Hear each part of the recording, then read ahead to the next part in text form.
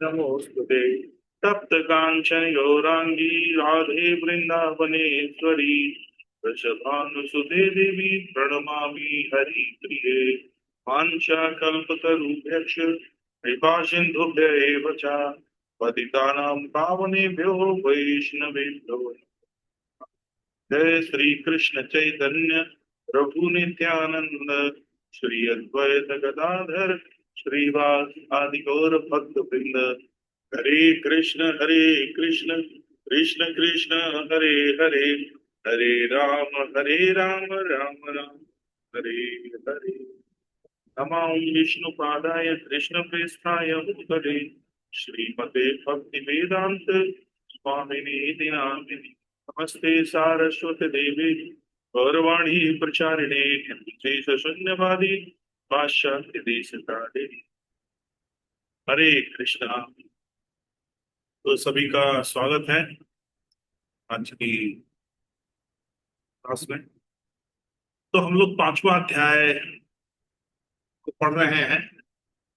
पांचवें अध्याय का शीर्षक है परम प्रभु की ओर। तो इसमें प्रभुपाद क्या है कि प्रारंभ करते हैं भगवत गीता के श्लोक से, सातवें अध्याय के श्लोक से।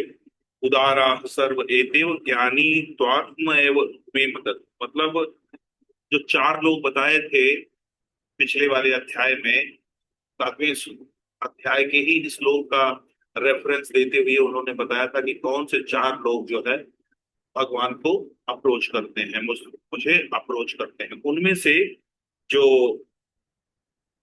ज्ञानी लोग हैं, ठीक है, निसंदेह सभी उदार आत्माएं हैं। तो कहते हैं कि वो चारों के चारों उदार आत्माएं हैं, किंतु जो मनुष्य मेरे ज्ञान में स्थित है वह निश्चित ही मेरे में समाया हुआ है। तो इस प्रकार से बताते हैं कि भक्त जो है, मतलब जो ज्ञानी है, जिसको ज्ञान है, संबंध ज्ञान है, ठीक है, वो उनको सबसे ज्यादा प्रिय है। और उसमें ध्रुव महाराज की कथा भी बताई थी, उस बात को बताने के लिए कि भगवान पे जब हम शरणागति होते हैं तो ऐसा नहीं है कि भगवान हमारे केवल आध्यात्मिक बल ही प्रदान करते हैं। वो हमें, हमारे लिए जो आवश्यक होता है वो भौतिक भौतिक संपन्नता भी प्रदान करते हैं। जैसे ध्रुव महाराज के केस में, क्योंकि ध्रुव महाराज जो थे वो किस कैटेगरी में थे? आर्थ,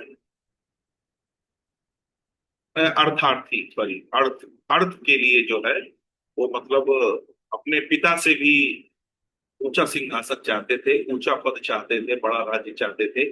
तो इसलिए उन्होंने तपस्या किया नारायण की। भगवान आते हैं और भगवान फिर उनको, इवन प्रहलाद महाराज क्या कहते हैं कि मैं तो कांच के टुकड़े को तोड़ रहा था, भगवान जब उनके सामने आते हैं तो इमीडिएट, भाई भगवान सामने है तो इमीडिएट उनका बुद्धि जो है शुद्धिकरण हो जाता, चेतना शुद्ध हो जाती है। तो वो ऐसा रियलाइज करते हैं कि हम एक कांच के टुकड़े का के लिए प्रयास कर रहे थे, लेकिन हमें जो है कोहिनूर से भी बढ़ के कीमती वस्तु मिल गई। तो इस प्रकार से बताते हैं। और ये फिर हमने सादा जीवन उच्च विचार के सिद्धांत को बताते हुए इस कल की लास्ट क्लास को हमने वहां पे समाप्त किया था। ये सादा जीवन उच्च विचार के सिद्धांत का पालन करती है। भोजन अथवा काम वासना किसी कारखाने में निर्माण करना संभव नहीं है। ये और जो भी अन्य पदार्थ में चाहिए वे ईश्वर द्वारा उपलब्ध होते हैं। हमारा कार्य तो बस इतना है कि इन पदार्थों से लाभ उठाएं और ईश्वर भावना भावित हो जाएं। तो ये हमने कल जो है लास्ट क्लास में इतना अध्ययन किया था। तो जो लोग थे इसमें, उपेंद्र प्रभु थे और माता जी थी, है ना, ये रश्मि माता जी। तो कुछ आप लोग बताएंगे क्या, कोई एक पॉइंट? माता जी कुछ नोट किया हो अगर अनम्यूट कर लीजिए।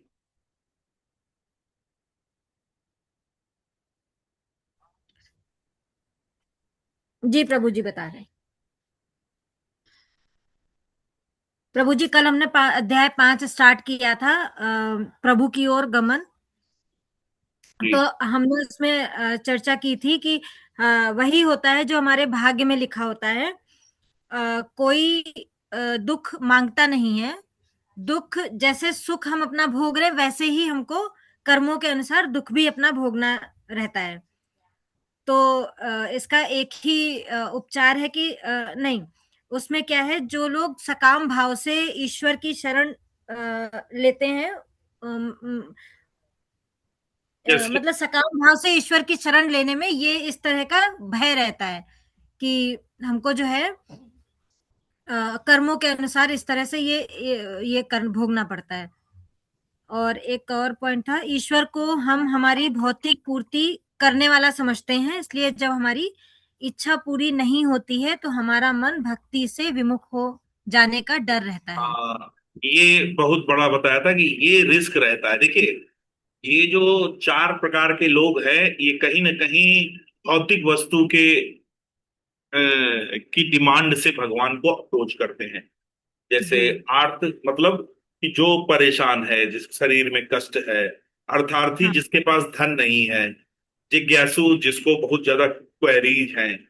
और ज्ञानी मतलब जो ज्ञान और जिज्ञासा के साथ साथ ज्ञान को भी जो ज्ञान में रहते हुए भगवान की अप्रोच करता है। तो कहने का मतलब है ये सब क्या है कि जैसे जब हमारा डीलिंग भगवान और हमारी डीलिंग भौतिक वस्तुओं और भौतिक विचारों में रहेगी, तो उसमें रिस्क रहेगा।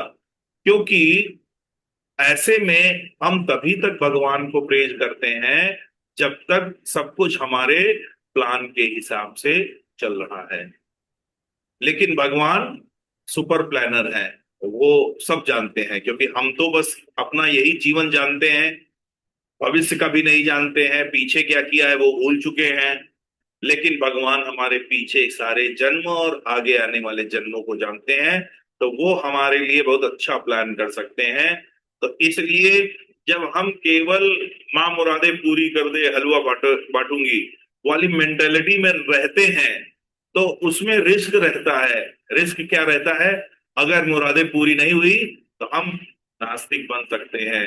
हम, ठीक है ना, दोस्त दोस्त भगवान को दोष देना प्रारंभ कर देंगे, बहुत बड़ा अपराध बनेगा ये। तो ये इसमें रिस्क रहता है। तो यहाँ पे ऐसा नहीं है कि ये चारों ही जो है पुण्य आत्मा है।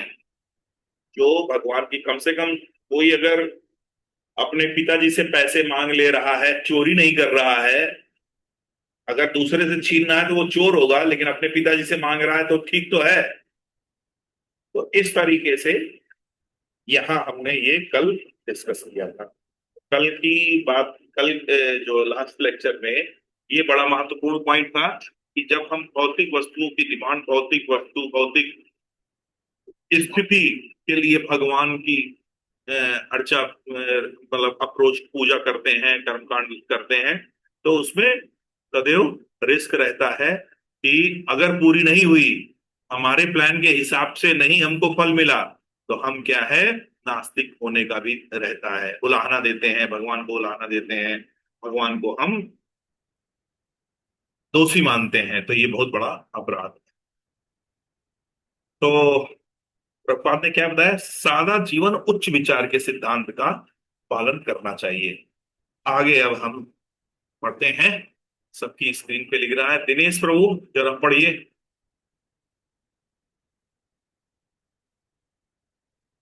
देखिए स्क्रीन पे क्या लिखा हुआ है। दिनेश प्रभु, दिनेश प्रभु पढ़िए। यद्यपि जी प्रभु जी। यहां से पढ़िए। जी प्रभु जी। पढ़िए पढ़िए यहां से। यहाँ यद्यपि ईश्वर ने इस पृथ्वी पर शांति, यहां से पढ़िए। ऊपर से पूरा। हाँ हाँ, यहां से पढ़िए, यद्यपि ईश्वर।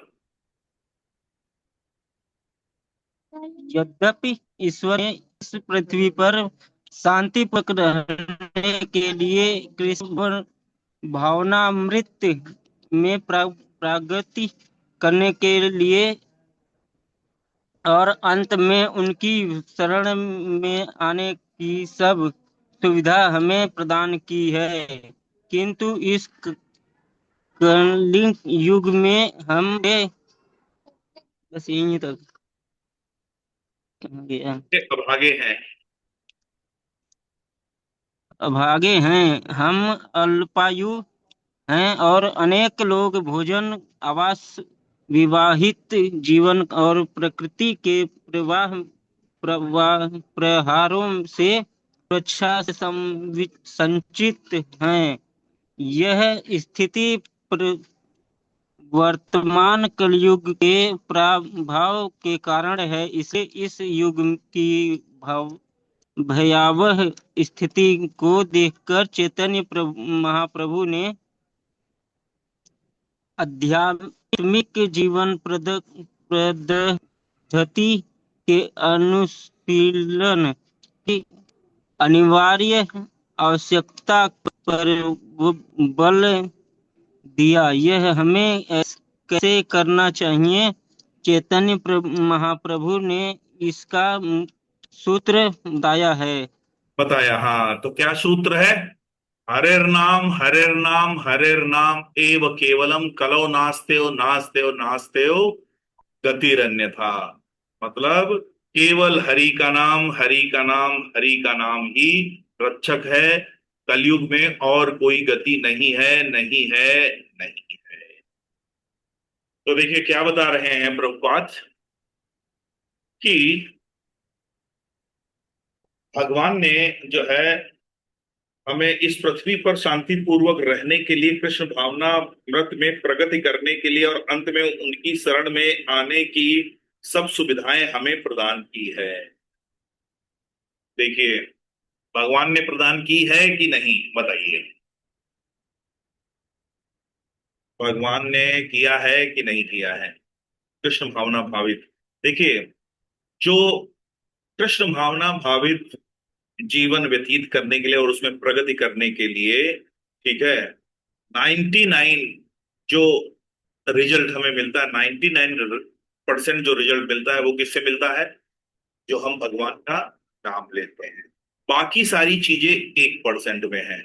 तो आप बताइए, 99% जो जहां से हमको रिजल्ट मिलता है भगवान का नाम लेने में, क्या किसी, जहां जितने क्लास में है, क्या किसी के पास सुविधा नहीं है कि वो भगवान का नाम ना ले सकें? हाँ, एक बार ये हो सकता है कि वृंदावन जाने के लिए भाई पैसा लगेगा।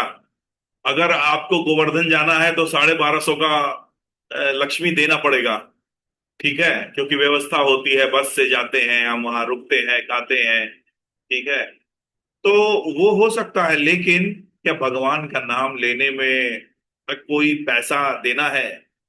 तो ये भगवान का नाम जो है, इसीलिए इसीलिए क्या है, हर युग में भगवत साक्षात्कार की अलग अलग विधियां थी, लेकिन कलयुग के लोगों की विशेष गुण बताए गए हैं। इसमें बताया गया है, भागवतम के शुरुआत में ही बताया गया, जैसे ही शौनक आदि ऋषियों ने सूत गोस्वामी से पहला प्रश्न पूछा कि जो 7 प्रश्न किए, तो जब पहला प्रश्न पूछा उसके बाद ही वो ये श्लोक बोलते हैं, मंदा सुमंत मदयो मंद भाग्या ही उपद्रता।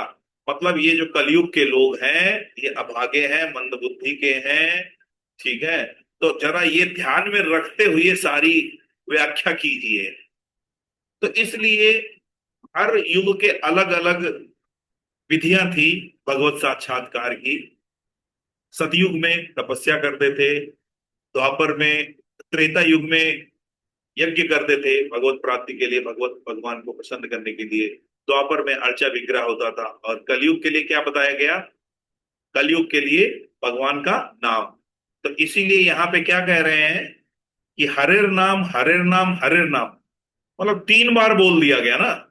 जैसे कहते हैं ना कि अगर 3 बार बोल दिया फिर वो बात जो है कच्ची नहीं रह जाती है।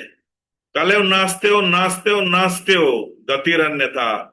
इसके अलावा कोई दूसरी गति नहीं है, नहीं है, नहीं है। क्यों नहीं है? क्योंकि बड़ी विशेषता है कलयुग के लोगों में। कैसे हैं कलयुग के लोग? अल्पायु हैं, अभागे हैं, और मंद बुद्धि के हैं। तो इसलिए क्या है, हरिनाम ही जो है आखिरी एक साधन है। और कलयुग में देखिए, पीछे के युगों में क्या होता था कि जो राजा जो है, राजा का भी पुण्य, राजा जितना भी सात्विक होता था, प्रजा को उसकी कृपा मिलती थी, प्रजा को उसकी कृपा मिलती थी। लेकिन अभी इस युग में सबको अपना अपना जहाज चलाना है। हाँ, शास्त्रों में वर्णन है कि पति का जो पुण्य है पत्नी को आधा मिल जाता है, क्योंकि वो अर्धांगिनी होती है।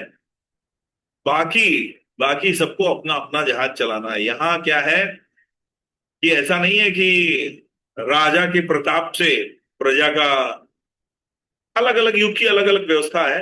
पिछले युगों में ऐसा होता था, राजा जब राम राज्य था, तो राजा जब पुण्यवान होता था, आध्यात्मिक होता था, तो उसका आध्यात्मिक बल जो है पूरी प्रजा को सुख प्रदान करता था। कोई भी पिता का, कोई भी उसका पुत्र पिता के सामने नहीं मरता था, कोई भी स्त्री विधवा नहीं होती थी। तो इस तरीके की व्यवस्था थी। लेकिन अभी कलयुग में क्या है, कलयुग में क्या है, सबको अपना अपना जहाज चलाना है, इसलिए बड़ा सिंपल सरल तरीका दे दिया। चाहे कोई गरीब है, अमीर है, छोटा है, बड़ा है, बीमार है, स्वस्थ है, लेकिन भगवान का नाम सभी ले सकते हैं। इतनी भगवान ने व्यवस्था जरूर कर दी है भगवान। और मैं तो ये समझता हूं कि इतना प्रचार है, भगवान के नाम का प्रचार है साउथ में, इस्कॉन कर रहा है, और भी संस्थाएं हैं, और भी महात्मा लोग हैं। तो सबके जीवन में कोई ना कोई महात्मा, कोई ना कोई निमित्त मात्र में कोई ना कोई भक्त जरूर उनके जीवन में आता होगा, जो प्रेरित करता है। यहाँ पे हम सब लोग हैं, तो सबके जीवन में कोई ना कोई जरूर निमित्त बना होगा। तो भगवान ये भी व्यवस्था कर देते हैं, सब भेजते सबके पास है, एक अपॉर्चुनिटी देते हैं। अभी जैसे देखिए, असित प्रभु है यहाँ पे, तो असित प्रभु पहले कानपुर में थे, कानपुर में थे ना प्रभु जी आप?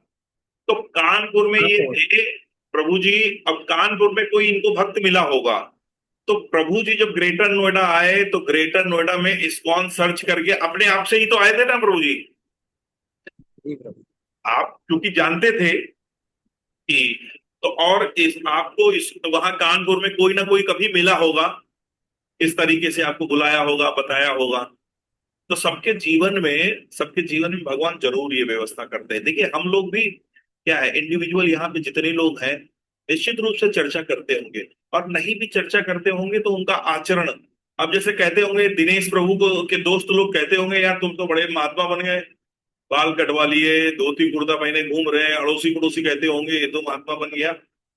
ठीक है, तो कहीं ना कहीं हम क्या है, भगवान के नाम का ही तो प्रचार कर रहे हैं।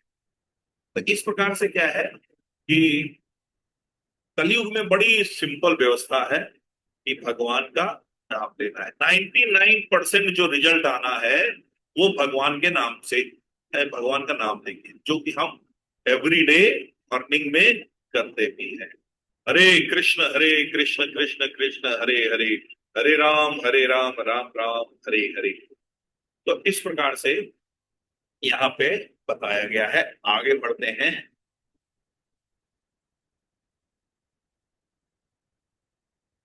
इस बात की चिंता मत कीजिए कि आप कारखाने में, नरक में, झोपड़ी में या किसी गगनचुंबी भवन में हैं।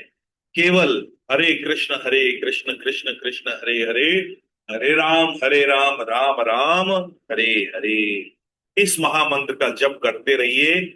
इसमें न कोई व्यय है, न बाधा है, न जाति बंधन, न धर्म बंधन, न वर्ण भेद।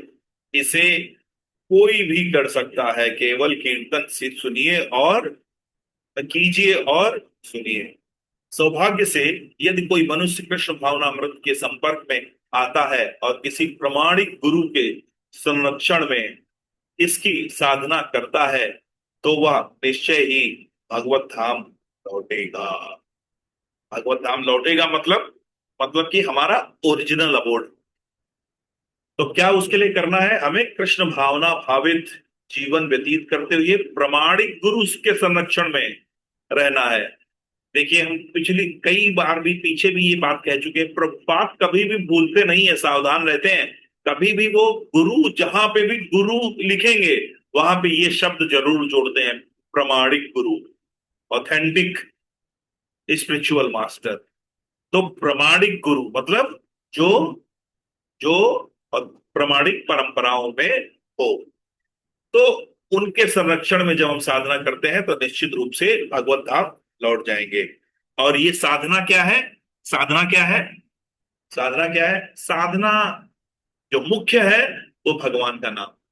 बाकी हम अर्चा विग्रह या धाम यात्रा जो कुछ भी करते हैं वो हम इसीलिए करते हैं कि हरि नाम में, भगवान का नाम लेने में हमें रुचि मिल जाए। तो 90, इसीलिए कहते हैं 99% जो रिजल्ट है, सारी सेवाएं करने का पर्पज ही यही है। देखिए ये बड़ा कम्युलेटिव है, क्योंकि हरे कृष्ण कृष्ण कृष्ण हरे हरे, हरे राम राम राम हरे हरे, इसमें हम हरे, हरे कौन है? राधा रानी है। हरे से हम क्या करते हैं? हम सेवा ही मांग रहे हैं। हे हरे, हमें कृष्ण की सेवा में लगाइए, राम की सेवा में लगाइए, बलराम की सेवा में लगाइए। तो हम उनसे सेवा ही मांग रहे हैं। ठीक है। तो ये दोनों कम्युलेटिव चीजें हैं। जब हम अच्छे से नाम जप करते हैं तो हमारा सेवा करने में भी मन लगता है। भगवान व्यवस्था करते हैं, बल भी देते हैं, समय भी देते हैं, धन भी देते हैं, सब कुछ देते हैं। और जब हम सेवा करते हैं, खूब सेवा करते हैं, तो हमें नाम के प्रति रुचि बढ़ती है। नाम लेते हैं, सेवा मिलती है, सेवा से नाम, नाम से सेवा। तो ये क्या है? परस्पर संबंधित रहते हैं और ये प्रगाढ़ होते रहते हैं। तो हमें साधना में मुख्यतः क्या करना है? भगवान का नाम का जप करना है, हरे कृष्ण महामंत्र का जप करना है, जो कि हम एवरीडे सुबह करते हैं। क्योंकि आगे कह रहे हैं, भगवत गीता भी इस चीज को पुष्ट करती है कि बहुनाम जन्मनाम मनते ज्ञानवान माम प्रपद्यन्ते वासुदेव सर्व इति स महात्मा सुदुर्लभा। अनेक जन्म जन्मांतर के बाद जिसे सचमुच ज्ञान होता है, वह मुझको समस्त कारणों का कारण जानकर मेरी शरण में आता है। ऐसा महात्मा अत्यंत दुर्लभ होता है। मतलब क्या है कि हम इससे पहले इससे पहले बहुत कर्म कांड और देवी देवताओं की पूजा, भौतिक डिमांड, ये सब कर चुके हैं। बहुनाम जन्म नाम मनते, बहुत जन्मों में जब जो है करने के बाद क्या कह रहे हैं?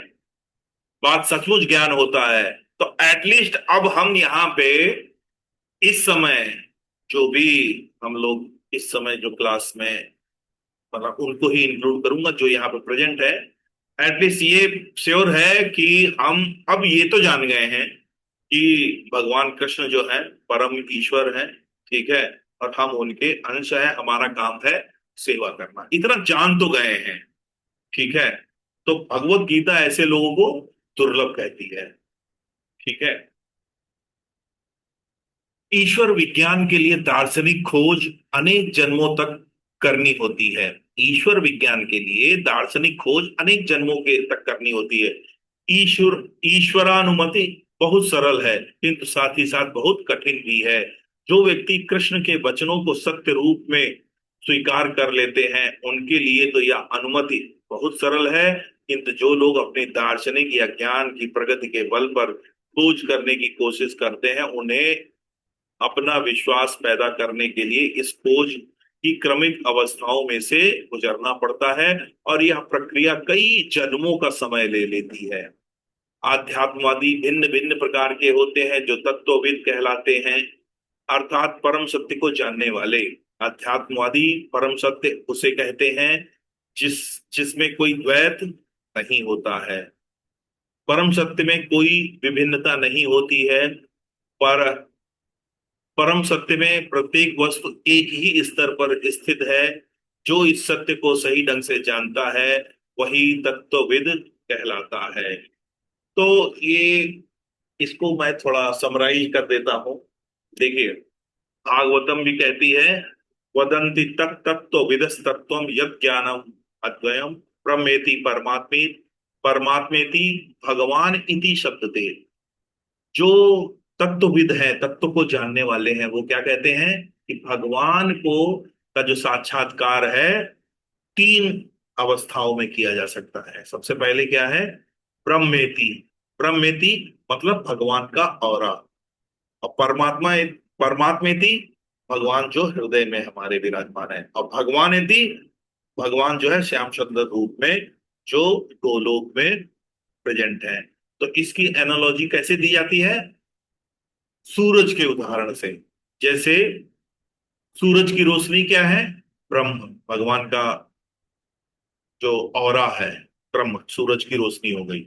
अब देखिए, सूरज की रोशनी और सूरज में कोई फर्क नहीं है, मतलब सूरज है तभी सूरज की रोशनी है, ठीक है। और फिर परमात्मा थी।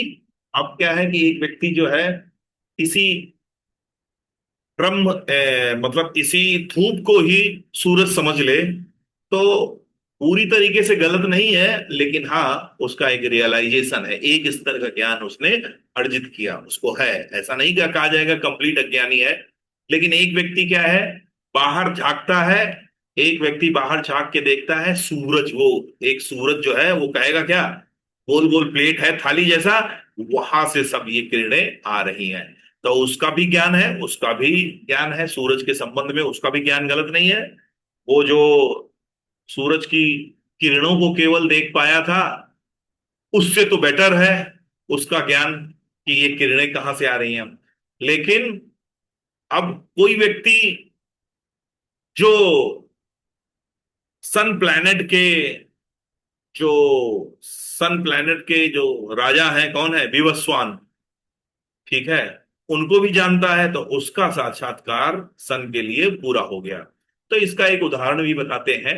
इसका एक उदाहरण हम ट्रेन वाला, किसी को याद हो तो बताए। उपेंद्र प्रभु, हमने जरूर बताया होगा। एक एक व्यक्ति जो है दूर से आती हुई ट्रेन को देखा और भागते भागते गांव में गया बताने के लिए कि ट्रेन कैसी होती है। वो लाग रहे बहुत बड़ी बड़ी दो लाइट होती हैं, और ट्रेन तो लाइट है, दो लाइट है, बिल्कुल ट्रेन जो है दो लाइट चली आ रही है। तो उसने उतने देख के भाग गया, तो गलत नहीं बता रहा था भाई, आगे से देखोगे तो दो लाइट ही दिखेंगी।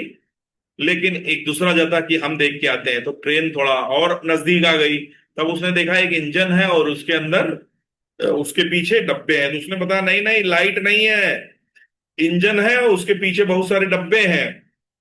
फिर तीसरा जाता है, तीसरा देखता है ट्रेन रुकती है, उसके अंदर से आदमी निकलते हैं, तो वो पूरी जानकारी देता है, हाँ आगे लाइट लगी है, इंजन में इंजन से डिब्बे जुड़े हैं, डिब्बों के अंदर सब बैठे हुए हैं, तो वो पूरी जानकारी देता है। तो इसी प्रकार से श्री कृष्ण कहते हैं कि परम सत्य का साक्षात्कार तीन रूपों में होता है। क्या क्या? ब्रह्म, परमात्मा और भगवान। मतलब ब्रह्म क्या है? जो भगवान का औरा है। जैसे हमारा औरा जो है हमारे शरीर से 2-3 फीट तक होता है, ऐसे भगवान का औरा क्या है? आभा कांति जो है वो क्या है? पूरे अखिल ब्रह्मांडों में फैली हुई है। और परमात्मा मतलब भगवान जो है हृदय में परमात्मा स्वरूप में आते हैं। और तीसरा भगवान, ठीक है। तो यहाँ पे बता रहे हैं निर्विशेष ब्रह्म ज्योति, स्थानिक परमात्मा व पूर्ण पुरुषोत्तम परमेश्वर। इस प्रकार ये तीन दृष्टिकोण हैं जिनसे परम सत्य का साक्षात्कार किया जा सकता है। कोई व्यक्ति एक पहाड़ को बहुत दूर से देखकर एक दृष्टिकोण से इसका अनुभव कर सकता है।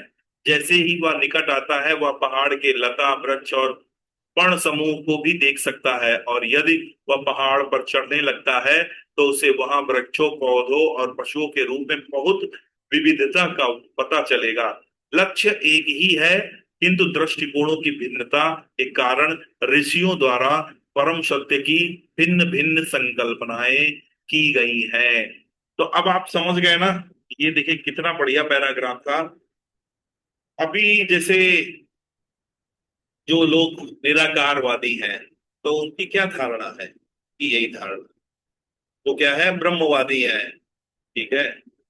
वो ब्रह्मवादी है, वो क्या है, भगवान की शक्तियों को तो देख पा रहे हैं, लेकिन वो भगवान का चिंतन नहीं कर पा रहे हैं, भगवान की शक्तियों से प्रभावित हो रहे हैं, लेकिन भगवान स्वयं भगवान जो है, ठीक है, जिन जो कि गोलोक में सदैव विराजमान रहते हैं, उनका चिंतन नहीं कर पाते हैं। तो यहाँ पे हम इसको क्लोज करते हैं और अगर किसी का कोई प्रश्न है, कोई कुछ जिज्ञासा है तो वो पूछ सकते हैं।